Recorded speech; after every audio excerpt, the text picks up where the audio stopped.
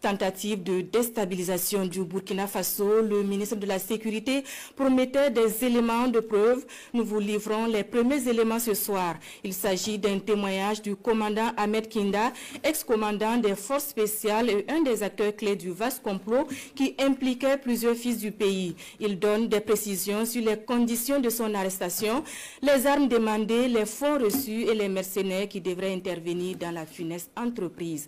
Nous l'écoutons. Je suis le commandant Gina Ahmed, ex-commandant des forces spéciales. Sony, Sony Abdoulaye Sony, Ahmed Sony. J'ai été interpellé à la gare Rimbaud, à Niamey. C'était le vendredi 30 août 2024. Ce qui était prévu, c'est que Ousmane m'accompagne pour me montrer où se trouvent les hommes et le matériel. Et effectivement, on a bougé un matin. Et quand on est arrivé à Yendi, Ousmane était avec un binôme quand ils sont venus me chercher. Arrivé à Yendi, le binôme dit que son chemin s'arrête là, que c'est ce petit-là qui va nous accompagner et qui connaît où se trouve tout le nécessaire.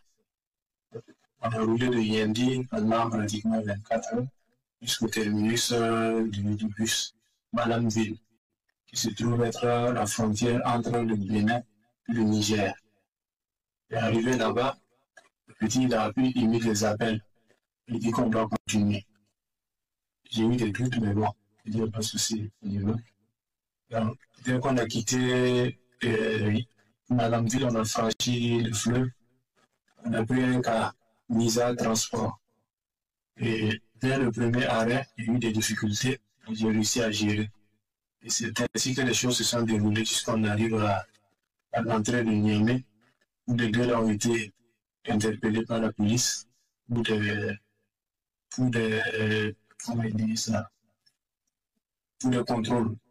contrôles approfondis. Et que s'ils n'ont rien contre eux, ils vont les relâcher avec le prochain calme.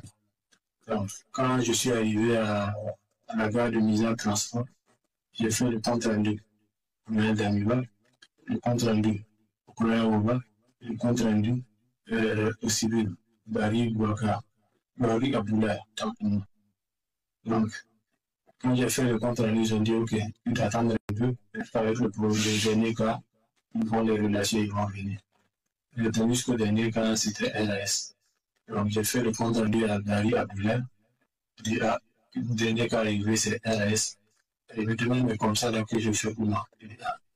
Il y a c'est une ville que je vois pour la première fois.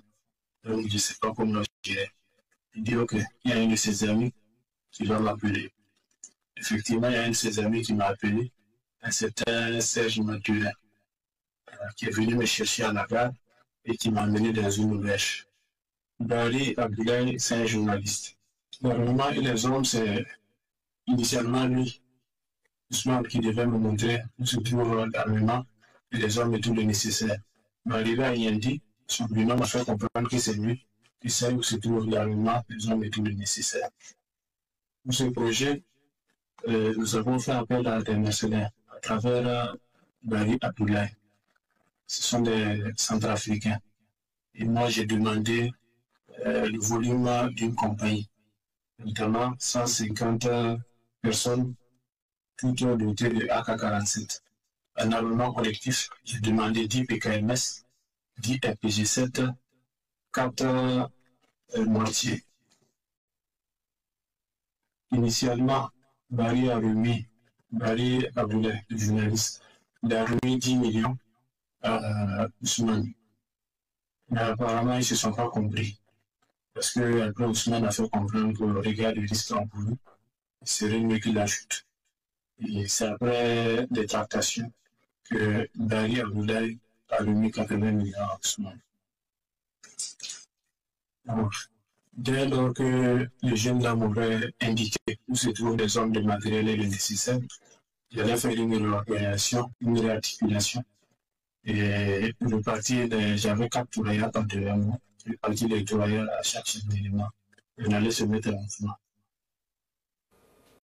Voilà, à cette tentative de déstabilisation du Burkina Faso, l'émission Questions majeures consacre son propos de ce soir. L'émission, c'est à partir de 21h30.